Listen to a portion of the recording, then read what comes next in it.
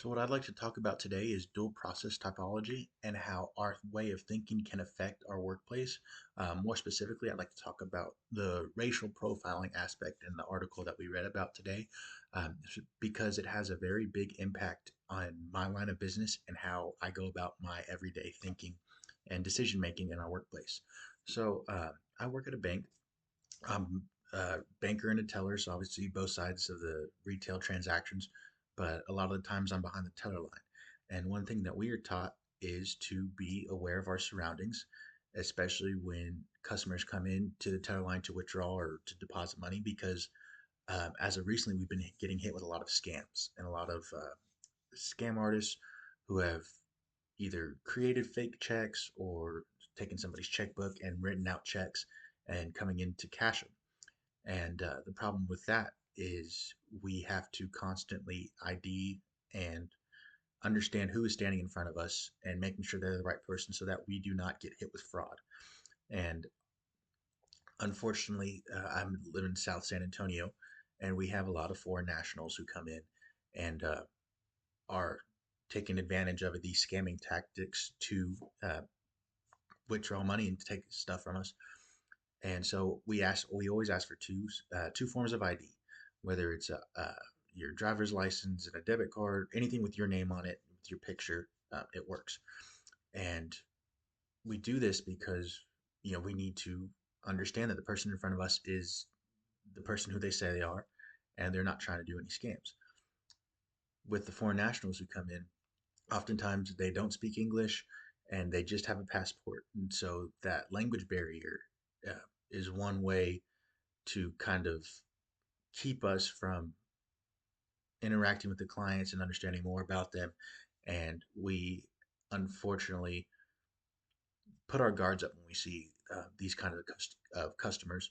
And so, in that first article that talks about racial profiling, it's a situation that we get a lot with the customers who come in. Our type one thinking instantly puts our guard up and says, "Hey, this might be a suspect client. They might try to commit fraud. What are we going to do to prevent that?" But it takes our type two of rationalizing and realizing, hey, yeah, this person might be foreign, but hey, we live close to Mexico. They could just be coming in from Mexico uh, and going to their bank to withdraw money from their normal banking account. And the way that we break that, like that one article suggested, is we present the questions more familiarly. We start to have conversations with the customers like, "Hey, how's your week going? Um, you know, I see you want to withdraw some money. Do you have any plans for this money?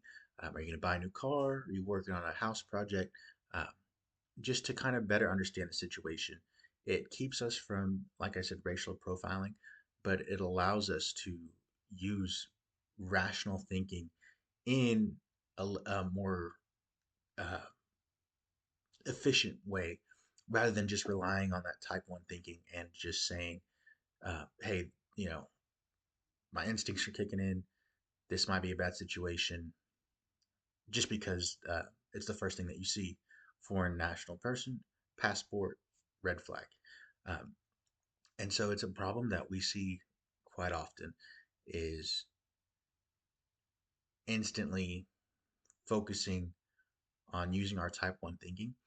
And by constantly training, taking a breath, uh, kind of taking a step back and using that type 2 thinking, it allows us to get the job done in an efficient but also friendly way that keeps that customer relationship and protects us as well, not just from fraud, but from racial accusations as well. And so that's what I liked about uh, the article from Pennycook. They kind of talks about how um, the type one and type two they can commingle, and we can use them uh, the way that our brain naturally is respondent and uh, instinctual.